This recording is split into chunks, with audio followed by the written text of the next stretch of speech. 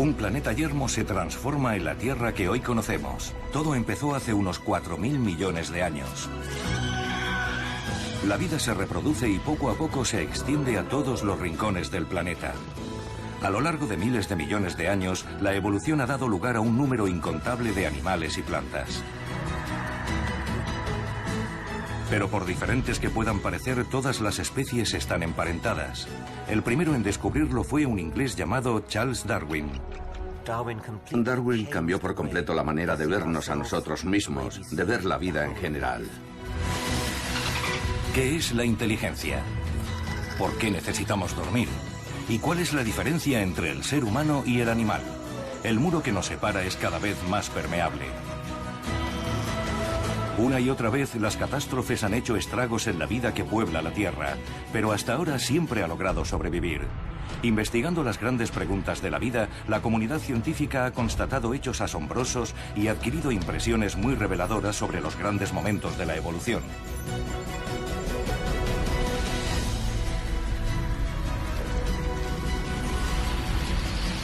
Grandes momentos de la evolución.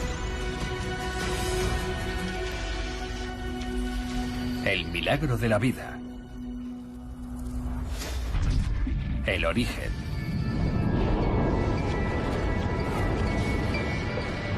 Al principio, el planeta Tierra es un lugar hostil a la vida. Una masa hirviente por dentro y también en la superficie. Todavía no hay agua. Solo cuando las temperaturas han descendido lo suficiente, empiezan las primeras lluvias. Son aguaceros torrenciales que caen durante milenios. Finalmente, un gigantesco océano primigenio inunda la Tierra. Solo sobresalen unas cuantas islas volcánicas. En la superficie, nuestro planeta ha sufrido cambios tremendos. Sin embargo, en las profundidades todo sigue más o menos igual que hace miles de millones de años. Las llamadas fumarolas negras son un respiradero del núcleo. Por ellas afloran minerales y agua hirviendo. La mayoría están demasiado calientes para que prospere la vida. Pero también hay fumarolas blancas a una temperatura agradablemente cálida. Una condición que favorece el contacto entre las moléculas más importantes de la vida. Aminoácidos, azúcar, bases nitrogenadas y grasas, que colisionan, forman compuestos y se descomponen. En una danza interminable, girando sin cesar durante millones de años, producen regularmente ARN, ácido ribonucleico, relacionado con nuestro material genético. En el proceso, las cadenas de moléculas almacenan información. La secuencia de bases coloreadas puede leerse como un texto revelador. Aunque no deja de ser química, no es la vida. Pero esta cadena tiene otra habilidad. Puede duplicarse. La fórmula como base de la vida se conserva y puede multiplicarse, toda una hazaña. Pero a este estado previo todavía le falta un rasgo decisivo, la protección frente al entorno. Con el tiempo también se soluciona este problema. Una envoltura grasa rodea la primera célula. Se llama LUCA y es el último antepasado común universal. El antepasado común de todos los seres vivos que existen y han existido. Todo empezó con una simple célula en el mar. A lo largo de más de 3.000 millones de años ha generado toda la impresionante biodiversidad que nos rodea. Nadie sabe cuántas especies existen, y menos cuántas se han extinguido ya. La comunidad científica ha clasificado en torno a 1.800.000 especies, pero podrían ser 100 millones. Es cierto que la evolución tuvo un lento comienzo, pero no ha dejado de acelerar el ritmo. Si comprimiéramos la historia de la Tierra en un solo año, la aparición de LUCA habría sido a principios de febrero. Hasta el verano no encontraríamos otra cosa que organismos unicelulares pululando por el océano. La explosión de vida no tendría lugar hasta el 20 de noviembre en el llamado período cámbrico. Los linajes del humano y el chimpancé se separan el 29 de diciembre y el Homo sapiens hace su aparición el 31 de diciembre, media hora antes de la medianoche. Somos los últimos en llegar y a pesar de ello hemos cambiado el planeta más que ningún otro ser. ¿Qué ha pasado entonces en los últimos minutos de nuestra propia evolución? Seguramente nadie puede responder mejor a esa pregunta que Jane Goodall. En su revolucionario trabajo con chimpancés ha hecho descubrimientos sin precedentes. Su vida ha girado siempre en torno a los animales. Solo quería vivir rodeada de animales y escribir sobre ellos, nada más. No tenía ninguna intención de ser científica. Naturalista, sí. Eso fue después de leer Tarzán de los monos o El Doctor Dolittle. Así que, lógicamente, no tenía la menor idea de dónde me iba a llevar el estudio. Jane tenía 23 años cuando su sueño se hizo realidad. Se le presentó la oportunidad de estudiar a los chimpancés en sus selvas originarias de Tanzania. Al principio solo encontraba rastros de su presencia. Sus lugares de descanso, por ejemplo. Cada día se internaba en la selva, pero los chimpancés huían en cuanto se percataban de su presencia. Las semanas se convirtieron en meses de adversidad y frustración. Jane se adaptaba rigurosamente al ritmo de los animales. Incluso pasaba la noche cerca de ellos para que se acostumbraran a la presencia de esta bípeda desconocida. Cuando empiezas algo, si es importante, nunca te rindes.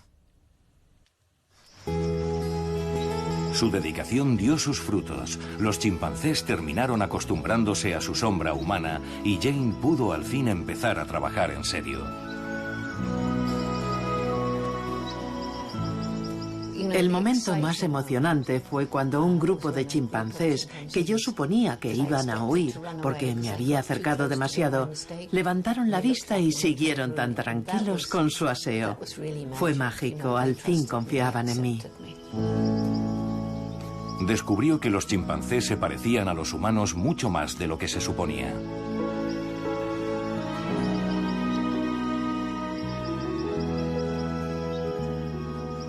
Podemos seguir el rastro de pequeños fragmentos de nosotros hasta los mismos comienzos de la evolución, las partes de nuestro cuerpo, por ejemplo. Por tanto, no hay divisiones claras. Es una cuestión de grado y de cambio progresivo. Y eso fue lo que escandalizó tanto a la comunidad científica. Se consideraba que éramos únicos. De hecho, la humanidad solo había dado un paso evolutivo más. Jane hizo este descubrimiento al observar que los chimpancés usaban herramientas, una habilidad que hasta entonces se suponía que era exclusiva de los humanos. Hace unos 7 millones de años, los primeros humanos y los chimpancés tomaron caminos diferentes. En la escala temporal de la evolución, solo nos separa un instante. Era el año 1960 y el ser humano se definía por su capacidad para fabricar herramientas. Fue la primera vez que informé de que David Barbagris, el primer chimpancé al que había visto usar una herramienta, el primero que había confiado en mí, arrancaba tallos y los usaba para pescar termitas en sus galerías subterráneas. Y también cogía ramitas con hojas y las pelaba. Estaba modificando el objeto, fabricando una herramienta. Louis Leakey dijo, habrá que redefinir el ser humano y las herramientas o aceptar que los chimpancés son humanos. El primero en articular la idea revolucionaria de que el humano y el chimpancé están emparentados fue Charles Darwin.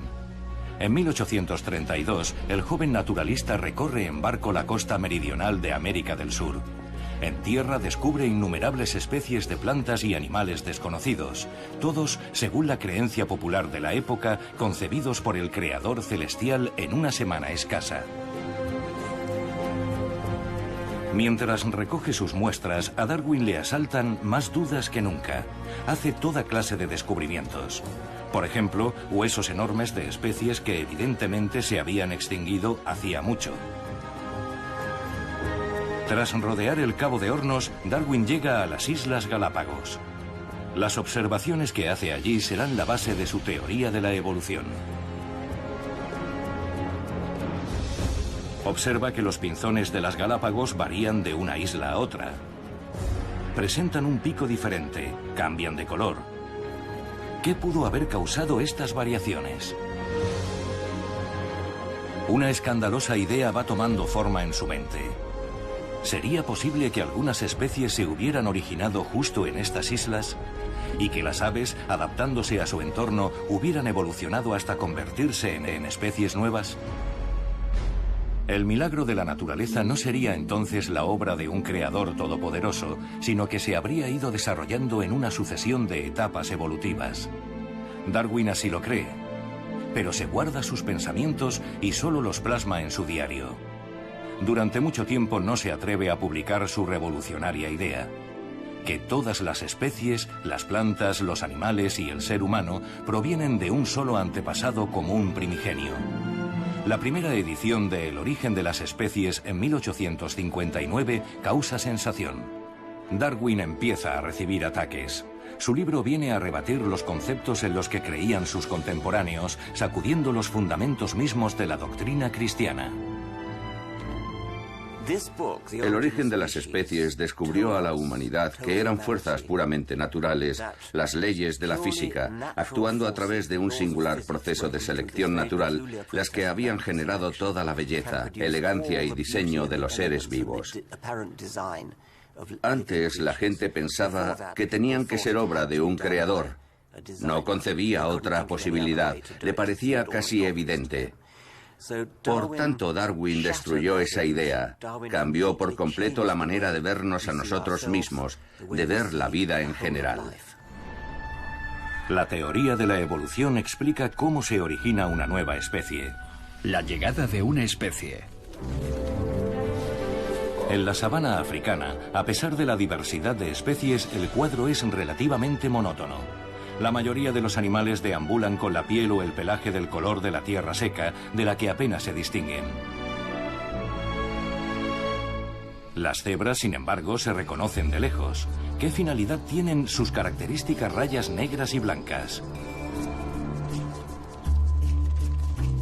Durante mucho tiempo se pensó que servían para despistar a los depredadores. Pero para un león, una cebra a lo lejos parece gris. El posible agresor que se pretende esquivar es más pequeño y ataca desde el aire. La mosca tsetse es transmisora de enfermedades mortales. Pero sus ojos compuestos no son capaces de procesar el patrón rayado para formar una imagen coherente. Simplemente no pueden ver a sus víctimas. En el llamado cinturón de la tsetse de África, estas moscas andan al acecho desde tiempo inmemorial. Sin embargo, aquí se encontraron con caballos camuflados, las cebras. Fuera del cinturón, sus parientes podían seguir siendo de un solo color, mientras en los límites vivía antiguamente la cuaga, una representación de la solución intermedia con rayas en la parte delantera y un solo color en sus cuartos traseros. ¿Cómo actuó el proceso evolutivo para poner rayas en un animal monocolor? Los antepasados comunes del caballo y la cebra presentaban un dibujo discreto. Con cada apareamiento, los genes se combinaban y algunas crías tenían más rayas y otras menos. Con el tiempo, un dibujo menos marcado resultó ser una desventaja. Las moscas atacaban a los ejemplares identificables y les transmitían enfermedades contagiosas. Los antepasados rayados de la cebra, en cambio, se libraron de la infección y proliferaron. Un ejemplo clásico de selección natural. Todos los caballos del cinturón de la tsetse terminaron siendo rayados. La evolución había dado una nueva especie, la cebra. Las moscas tuvieron que buscarse otras víctimas. Con la evolución en marcha, los seres vivos de todo el planeta fueron adaptándose a las dificultades de su entorno. La vida ha hecho un largo recorrido desde que se formó la primera célula en el mar hace casi 4.000 millones de años. Algunos hábitats parecen especialmente diseñados para producir toda clase de criaturas fantásticas. Los arrecifes de coral están entre los que cuentan con la mayor diversidad de especies. Bucear en ellos es como dar un paseo por una animada ciudad. Abundan las nuevas vistas, aunque a veces hay que mirar más de cerca. Cada coral es una maravilla en miniatura. Están habitados por algas microscópicas que producen oxígeno. La comunidad científica calcula que el número de especies que habitan un arrecife tropical y sus inmediaciones puede llegar al 1.000.000.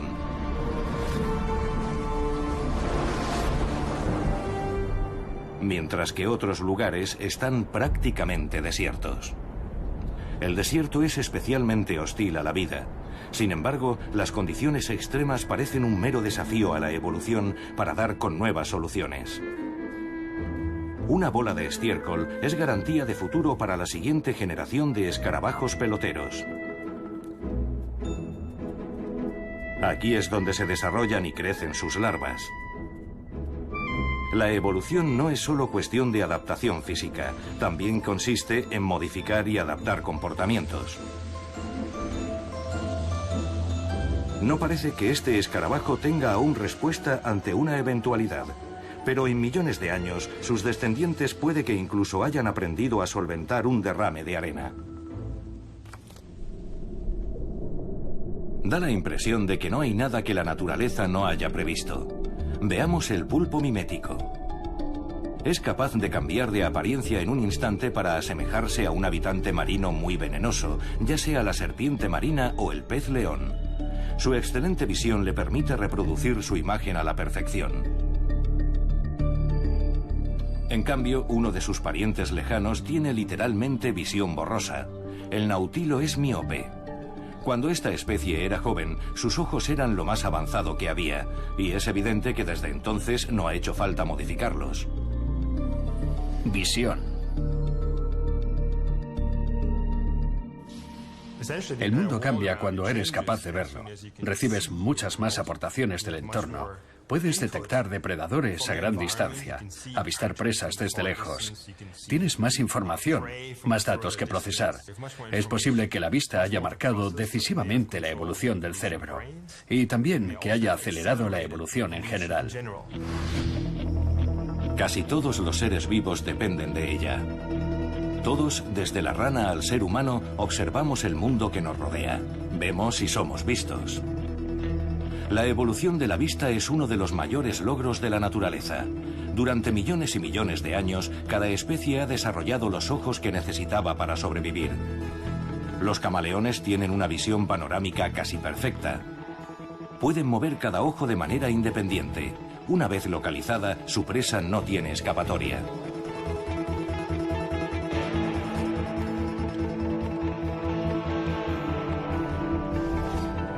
El ojo del águila es uno de los órganos de visión más potentes del mundo. La vista del águila es de 3 a 4 veces superior a la del ser humano. ¿Cómo actuó la evolución para permitir el desarrollo de un órgano tan complejo? Una pregunta que traía de cabeza al propio Darwin. Darwin menciona el ojo como un problema, aunque no lo sea. Digamos que lo hace como recurso retórico. Porque cabe imaginar, y se puede encontrar en todo el reino animal, la serie completa de ojos que representan todas las etapas intermedias de su evolución, desde la ausencia casi total de visión y una simple mancha sensible a la luz, hasta el complejo modelo ocular del ser humano o del pulpo. Los orígenes del ojo se remontan a las primeras etapas de la evolución. Organismos unicelulares como los del género Euglena ya presentan una mancha ocular que funciona como un sensor y les indica la dirección de la luz. Otro ejemplo es el ojo plano de la medusa, que le permite distinguir la luz de la oscuridad. Siguiente paso, el ojo cameral. Así ven el mundo los mejillones y las serpientes. Cuanto más pequeño es el iris, más aguda es la visión. El caracol comestible tiene una minúscula lente para captar la luz. No hace falta mucho más y ya es el órgano altamente eficiente con el que todos los demás vertebrados vemos lo que nos rodea. El ojo con cristalino es un ingenioso avance de la evolución. Ahora pensamos que en una etapa temprana hubo más de un prototipo de ojo. Y lo pensamos porque existe un gen responsable del desarrollo de los ojos. Ese gen es muy importante para su adecuada formación y se encuentra en todos los animales que tienen ojos. Hasta los trilobites debieron de tenerlo. Fueron de los primeros en ver imágenes. Hace más de 500 millones de años usaban su aguda visión para cazar. Un gusano como este, que solo era capaz de distinguir sombras, no tenía nada que hacer. Pero por suerte para él, había otros depredadores más peligrosos acechando en el océano primigenio. El Anomalocaris podía medir más de 1 metro de largo. Con su excelente visión no tardó en situarse en lo más alto de la cadena alimentaria. Sus ojos eran tan complejos como los de los insectos. Cada uno estaba formado por casi 20.000 células oculares. Pocos fenómenos evolutivos han influido tanto en que unas especies hayan sobrevivido y otras estuvieran condenadas a la extinción. Ocultarse en la oscuridad para protegerse de la ávida mirada de los depredadores es una solución. Pero la evolución presiona sin descanso. Los ojos de los cazadores nocturnos se han vuelto más grandes. Y por si fuera poco, la naturaleza los ha dotado de un reflector que les permite captar la luz baja para potenciar su visión nocturna. Por eso sus ojos destellan con el resplandor de un foco. Durante mucho tiempo, se pensó que con la aparición de los mamíferos había llegado el fin de la tranquilidad nocturna. Los dinosaurios, según la opinión de los expertos, sembraban el terror solo por el día. De noche, aquellos gigantes dormían profundamente. Pero ¿seguirá siendo válida esta opinión, publicada en numerosos libros y artículos, a la luz de los recientes descubrimientos? Trossingen, en Jura de Suabia, es uno de los yacimientos más importantes para el estudio de los orígenes de los dinosaurios. Hace más de un siglo se documentaron aquí los primeros hallazgos de esqueletos. El sur de Alemania es un tesoro de fósiles. En ningún otro sitio han aparecido tantos huesos de plateosáuridos. La apariencia de estos herbívoros ha podido establecerse en gran medida, pero reconstruir su forma de vida no es tan fácil. Y como la investigación ha demostrado, siempre hay lugar para la sorpresa. Hace unos 200 millones de años, mucho antes del primer tiranosaurio Rex, la región que se convertiría en Jura de Suabia estaba habitada por grandes grupos de plateosáuridos en busca de comida. Para cubrir su enorme demanda de calorías comían casi continuamente. Igual que hoy los elefantes, solo podían dormir unas pocas horas. Debía de ser estresante. Pero ¿cómo podemos saber todo eso? Los investigadores extraen información de los huesos fosilizados. En Los Ángeles, Lars Smith se puso a medir cuencas oculares de aves y reptiles para poder extrapolar el tamaño de sus cavidades oculares y la sensibilidad de sus ojos a la luz. Observó que las aves activas bajo la luz solar, como los loros, tienen los ojos más pequeños en proporción al cráneo que las aves nocturnas. Después examinó especies extintas como los pterodáctilos o los dinosaurios y en varios de estos últimos descubrió los rasgos oculares propios de las especies nocturnas. Los resultados fueron una sorpresa. No esperábamos encontrar tantos dinosaurios nocturnos. Dudé de mis resultados, los comprobé una y otra vez y volví a medir cada espécimen. Repetí los análisis. Nunca se puede afirmar con rotundidad, ya que con los animales extintos siempre cabe la incertidumbre. Pero es probable que muchos de estos dinosaurios estuvieran activos por la noche. Uno de los mejores preparados para la caza era el trodón. Tenía unos ojos enormes y de todos los saurios era el que tenía el cerebro más grande en proporción al tamaño del cuerpo. Y es posible que llegaran a usarlo para maquinaciones tácticas. Los científicos creen que los trodón tenían inteligencia suficiente para rodear a sus víctimas y aislar a una cría indefensa. Mucho antes de la era de los dinosaurios, la visión ya había sido un factor decisivo en la configuración del mundo. Un mundo nuevo. El período cámbrico, más de 500 millones antes de nuestra era, fue uno de los momentos decisivos de la evolución. Los fósiles hablan de unas condiciones bastante desagradables. Cazadores y presas habían iniciado una verdadera carrera armamentística. Había una explosión de vida. La evolución daba paso a nuevas especies cada vez más rápido. La opavinia, provista de 5 ojos como mínimo y visión panorámica total. Otros se pusieron armadura como el trilobites con su exoesqueleto. Otros, bordes afilados y púas venenosas, pequeñas pero muy efectivas.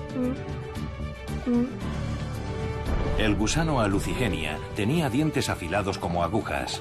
A pesar de su extraño aspecto, fue un precursor directo de los gusanos e insectos.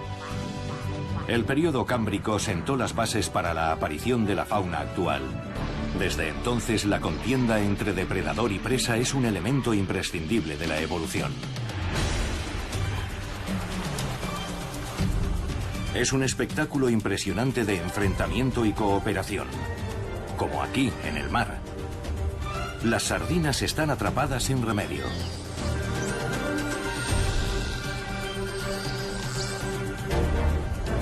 Este gigante no tiene más que abrir sus enormes mandíbulas. Unas veces se gana y otras se pierde. Ambos bandos han perfeccionado sus estrategias de supervivencia.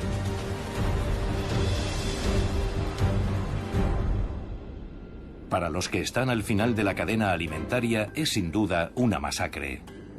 Pero dado que sus especies han sobrevivido, algo tienen que haber hecho bien. Respecto al cazador, huelga decirlo. Sin embargo, no siempre es una mera cuestión de luchar para llenar el estómago. La disputa por el hábitat y sus recursos puede llevar a algunas especies a declararse la guerra. Ya viven en un paraíso. Sus higueras son las mejores en muchos kilómetros a la redonda. Y todos aspiran a tomar posesión de ellas. Este grupo vecino de chimpancés ha decidido ir a la guerra.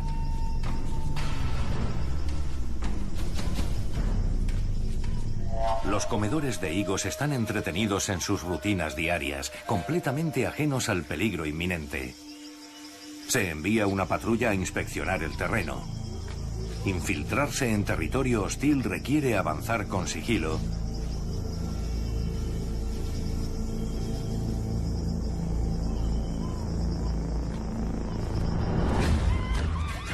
Para después cargar con todo el ímpetu.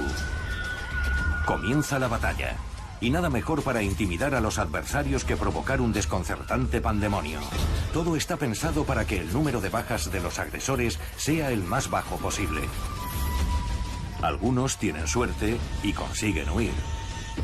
Otros no. Los agresores consiguen la victoria. Una de las crías de sus adversarios ha caído y está siendo devorada por los ganadores. Una de las raras ocasiones en que los chimpancés comen carne.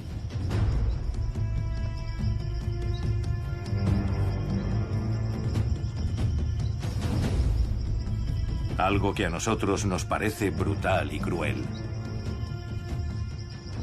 La primera vez que hablé de estas guerras no me creyeron, me atacaron y hasta un reputado científico llegó a decirme que no les diera tanta importancia. ¿Por qué? Porque si esta forma primitiva de guerra es un comportamiento común a los humanos por un lado y a los chimpancés por el otro, es que seguramente nos ha acompañado en todo nuestro recorrido evolutivo y por tanto la violencia y la guerra son inevitables. Así pues, nosotros, como ellos, somos capaces de ejercer la violencia. Esto es evidente. Pero también somos capaces de mantenerla bajo control. Y según parece, los primates también tienen una cara amable. Una faceta con la que nos resulta mucho más fácil relacionarnos. Freddy es un macho adulto. Ha adoptado a un huérfano, el pequeño Oscar, aunque no tiene ningún parentesco con él. Un chimpancé sin madre no tiene posibilidades de sobrevivir. A veces sus hermanos mayores se hacen cargo de él, pero Oscar no tiene hermanos. Freddy comparte su comida con él y le enseña todo lo que necesita saber para sobrevivir.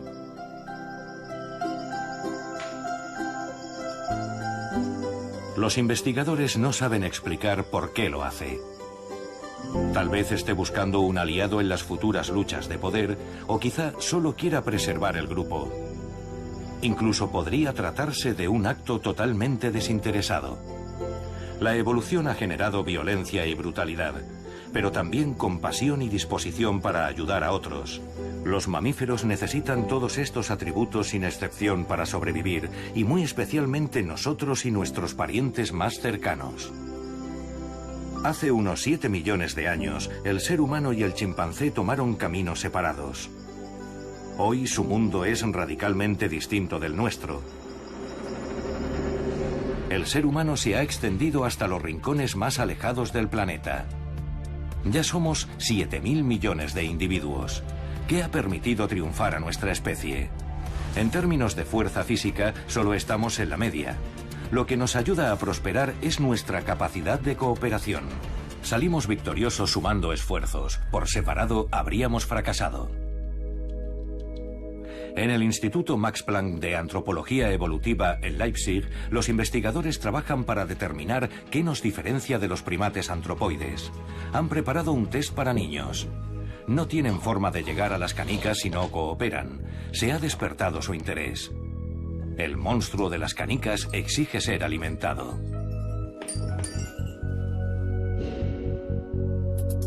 Cerca de allí, en el zoológico, un grupo de chimpancés se dispone a pasar por la misma prueba. Para ellos, con plátanos en lugar de canicas. Los chimpancés tampoco necesitan mucho estímulo. El cambio se agradece en la cotidiana monotonía del zoo. Misión cumplida. Es evidente que no hace falta comunicación verbal para triunfar. Pero ¿y si solo uno consigue la recompensa? 3 canicas para Carl, una verdadera injusticia, y ninguna para Alma. Pero entonces comparten el premio y siguen adelante.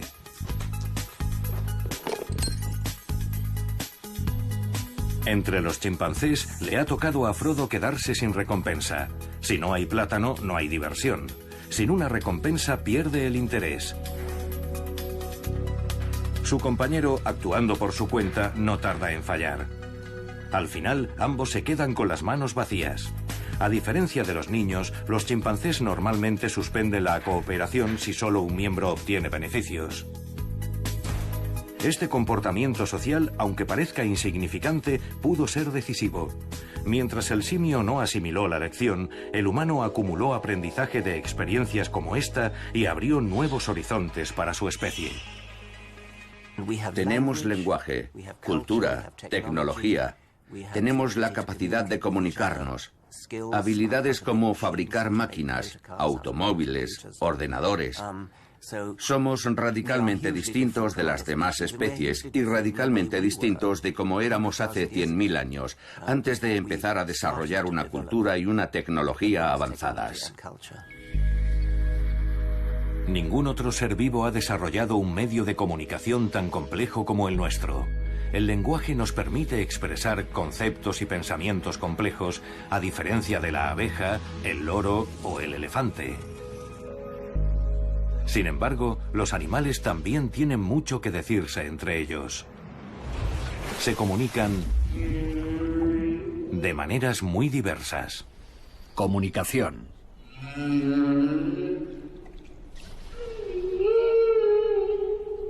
El canto de las yubartas. Un concierto para seducir a las damas.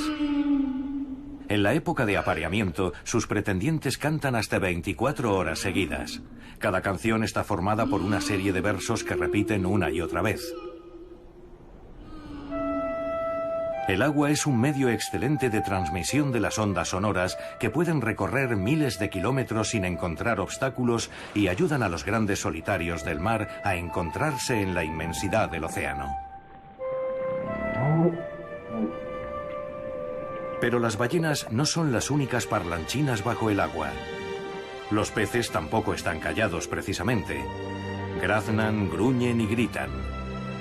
El paisaje sonoro de un arrecife de coral es parecido al de una metrópolis. Cuanto mayor sea el estrépito, más sano estará el arrecife. Y para comunicarse, los peces recurren a instrumentos diversos. El pez rubio es capaz de producir un gruñido a voluntad contrayendo la vejiga natatoria. El pez payaso hace rechinar sus mandíbulas y dientes para defender su territorio con ese chasquido.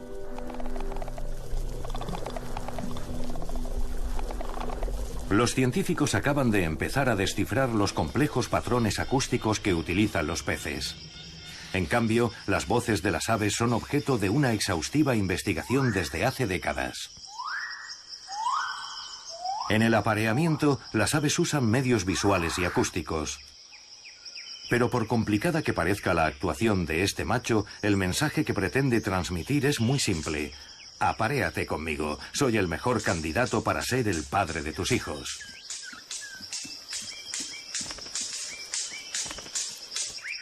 La misma canción se repite en todo el mundo, y casi siempre hay una respuesta.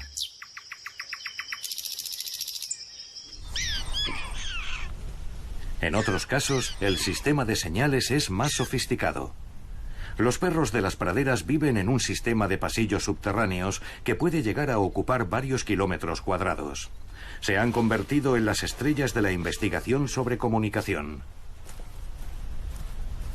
Científicos de la Universidad de Arizona llevan los 4 últimos decenios recopilando datos que les permitan descifrar los mensajes acústicos de esta fascinante especie.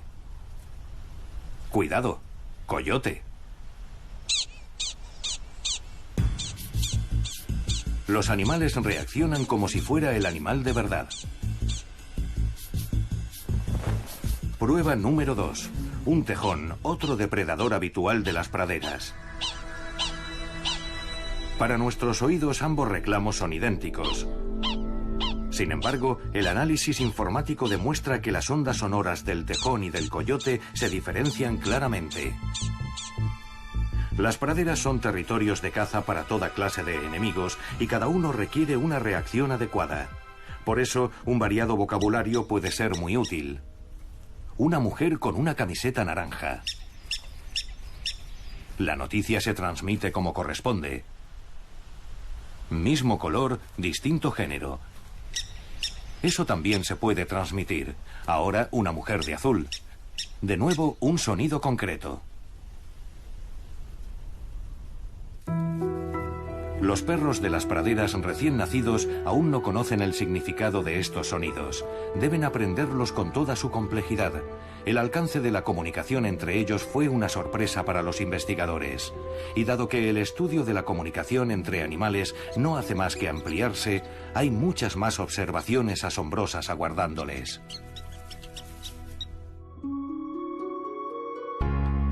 El psicólogo estadounidense Winthrop Kellogg optó por un enfoque diferente. En los años 30 tuvo la idea de criar a una hembra de chimpancé recién nacida, Gua, junto a su hijo Donald. ¿Seguirían al criarse en el mismo entorno los mismos patrones de desarrollo? En lo referente a comer y beber no hubo problemas, y era habitual que el bebé chimpancé sobresaliera en el aprendizaje. ¿Pero empezaría Gua a hablar? Por entonces se consideraba que el lenguaje y la inteligencia estaban estrechamente relacionados. Pero Gua nunca habló. En cambio, el pequeño Donald empezó a imitar los sonidos del chimpancé. Fue entonces cuando sus progenitores decidieron poner fin al experimento. Hoy sabemos que los chimpancés, debido a su anatomía, están físicamente incapacitados para hablar. ¿Qué es la inteligencia?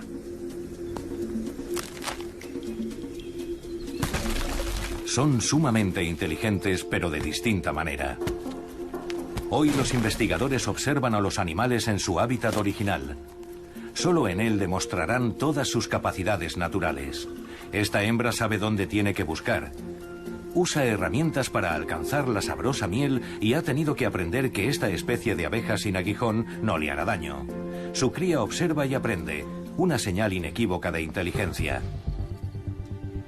Algunos pájaros saben incluso hacer y usar varas y ganchos. La separación entre la humanidad y los animales parece cada vez más porosa. Durante mucho tiempo se consideró que la autoconfianza y la autoconciencia eran características exclusivamente humanas. Los experimentos han demostrado que los primates también son capaces de reconocer su imagen en un espejo, aunque a veces tarden un poco.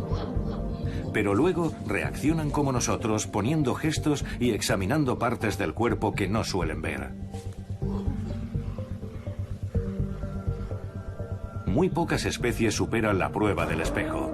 Entonces, ¿son menos inteligentes o nada inteligentes? A todo esto, ¿qué es la inteligencia? ¿Y cómo podemos medirla? Resulta difícil al comparar especies. Cualquier especie puede reivindicarse como única en algún aspecto. Los vencejos son maestros del vuelo. A los topos se les da muy bien cavar. Todas las especies, o muchas de ellas, tienen su propia singularidad. Y nuestra singularidad es lo que más valoramos, porque nos ha permitido en gran medida conquistar el mundo. Pero en la evolución nada permanece estático. No sabemos si en un futuro lejano seremos sustituidos por algún otro ser. En los montes de Nueva Zelanda, la evolución ha creado un ave especialmente astuta. Los keas están entre las aves más inteligentes. Son inquisitivos, pero su afán por investigar no siempre es grato para los que sufren sus exploraciones. Cerca de Viena han puesto en marcha un experimento para determinar el verdadero alcance de su astucia. A Kermit le encantan los retos. Supera el primer obstáculo en cuestión de segundos. La comida está abajo, pero para llegar hasta ella primero tiene que subir.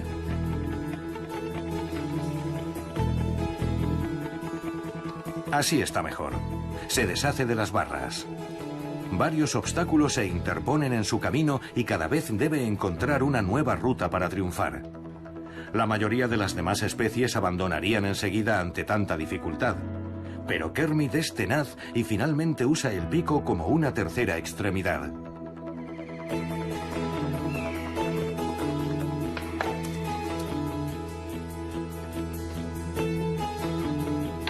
Por tanto, ¿existe un límite para lo que estos pájaros son capaces de conseguir?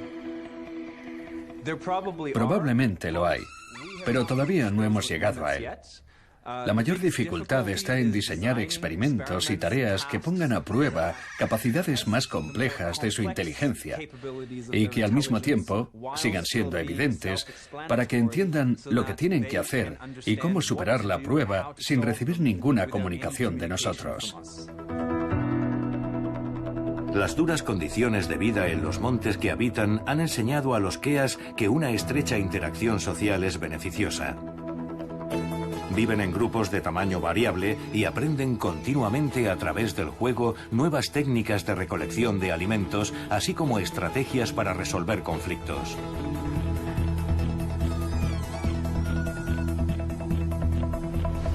Durante mucho tiempo se afirmó que los pájaros no tenían inteligencia. Hoy sabemos que su cerebro está densamente poblado de células nerviosas. Por tanto, distintas líneas de desarrollo pueden llevar perfectamente a resultados parecidos. Si fuera por pura masa cerebral, el cachalote, cuyo cerebro pesa casi 8 kilos, tendría que ser el animal más inteligente. Entre los terrestres, el cerebro del elefante de 5 kilos es insuperable. Sin embargo, solo tiene sentido establecer comparaciones entre especies estrechamente emparentadas. Así, los seres humanos son los que tienen el cerebro más grande en proporción a su cuerpo. Paso a paso, los investigadores están reconstruyendo la genealogía de la evolución. Hasta ahora se han conseguido llenar muchas lagunas, pero quedan infinidad de preguntas. Uno de los fenómenos más enigmáticos es el sueño. Dormir. No es posible librarse. Humanos o animales, todos desconectamos a intervalos regulares. Incluso si intentamos no dormirnos, llega un momento en que perdemos el conocimiento. Hay abundantes teorías, pero todavía no tenemos una explicación definitiva del sueño. Da igual el rumbo de evolución que haya tomado una especie. Parece ser que dormir es imprescindible, con independencia de las circunstancias. Los delfines deben salir a la superficie para respirar aunque estén dormidos. Por eso solo desconecta una mitad de su cerebro, mientras que la otra se mantiene alerta. Pasada una hora se alterna el proceso y es la otra mitad del cerebro la que desconecta. Por tanto, ¿podría la duración del sueño indicar de alguna manera su importancia? Los murciélagos son dormilones empedernidos. Se entregan al sueño 20 horas al día fácilmente, más que la mayoría de los demás mamíferos. Los leones les siguen de cerca. Cuando termina la cacería toca echar una cabezada. Una siesta real que puede llegar a durar 18 horas. Las gacelas, las preferidas de los leones, no pueden permitirse dormir tanto. A las 2 horas escasas vuelven a estar en pie. Así reducen en lo posible el peligro y pueden dedicar más tiempo a comer. Como las plantas aportan menos calorías que la carne, las gacelas tienen que comer más. Así pues, por regla general, los depredadores duermen más que los herbívoros. Pero ¿en qué momento surge la necesidad ineludible de dormir? Es de suponer que en una etapa muy temprana de la historia de la vida, hasta los gusanos de corta vida necesitan dormir, también los caracoles y las abejas. Al principio, es posible que dormir solo sirviera como medio de esparcimiento. Más adelante, la evolución añadiría otras funciones. Soñar, por ejemplo. Durante el sueño, procesamos lo que hemos hecho y hemos visto durante el día, filtrando y almacenando la información por orden de importancia. Nuestra memoria se amplía y aprendemos.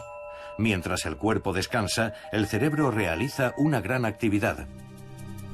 Lo mismo sucede con nuestro sistema inmunitario, que se encarga de producir anticuerpos frente a toda clase de gérmenes. A lo largo de millones de años ha aprendido a combatir la incesante invasión de intrusos, mejorando constantemente para vencer a nuevos virus y bacterias. Con todo, algunos virus consiguen derrotar a nuestras células. Se acoplan a la célula, introducen su propio genotipo y se apoderan de ella, incitándola a reproducir millones de nuevos virus. Para entonces, nuestro sistema inmunológico ya ha entrado en modo pánico. Sus fuerzas especiales se apresuran a identificar y destruir las células infectadas. Este feroz combate causa fiebre y debilita nuestro organismo. Aunque parezca irónico, nuestra supervivencia también es imprescindible para los virus. Sin sus anfitriones morirían. Todo lo que es decisivo para la vida está interrelacionado y sustenta los principios de la evolución. He aquí la encarnación de una interrelación evolutiva. Hace 375 millones de años estaba cazando en cálidas aguas tropicales. Tiktaalik era un pez de aletas lobuladas que estaba destinado a hacer historia. Su especie fue la primera en pisar tierra firme. El primer paso. Un pequeño paso para Tiktaalik, pero gigantesco para la evolución de la vida.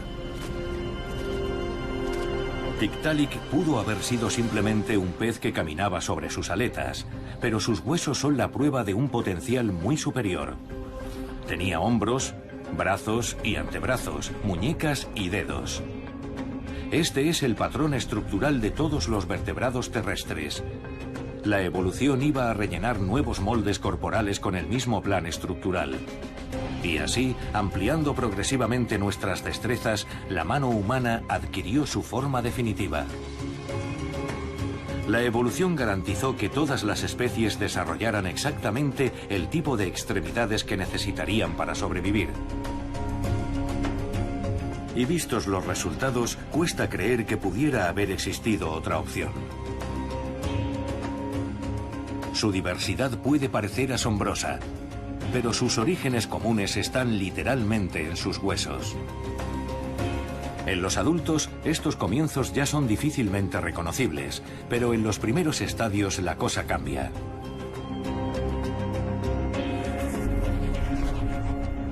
Todos los embriones son esencialmente iguales, ya sean de pez, tortuga o ser humano, todos siguen más o menos el mismo proceso. La línea láctea del embrión humano empieza a borrarse enseguida.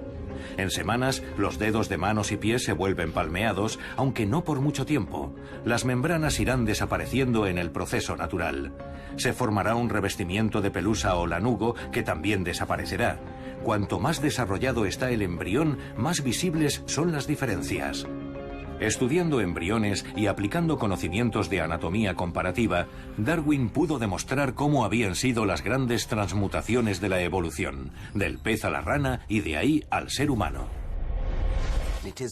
Desde luego es muy convincente, pero todavía lo es más la evidencia del ADN, la evidencia molecular. Lo mismo que hizo Darwin con los esqueletos puede hacerse con el ADN. Y como el ADN es texto, son cadenas kilométricas de letras de un alfabeto de 4 letras, se pueden comparar las de un animal o planta con las de otro animal o planta. Y así obtener la medida exacta de la diferencia entre ambos. Cuando haces eso, descubres que el patrón de semejanzas encaja en un árbol jerárquico perfecto. Ese rastreo genealógico ha demostrado que Tiktaalik fue el progenitor de todos los vertebrados terrestres. Se cree que su salida a tierra firme no fue voluntaria. Probablemente se le estaban acabando las posibilidades de sobrevivir en un medio acuático plagado de tiburones. En tierra firme estaría a salvo de momento. Tiktaalik salió a un mundo nuevo. Los continentes aún estaban vacíos de competidores, aunque la evolución no tardaría en cambiar esa tranquilidad. Un simple paso evolutivo más dio lugar a la historia de la vida tal y como la conocemos. Pasarían casi 150 millones de años para que aparecieran los dinosaurios. La evolución creó al picozapato y a la mofeta, al elefante y al gorila. Desde entonces, nuestro planeta no ha dejado de cambiar. Solo hay una cosa que parece imposible para la evolución: detenerse.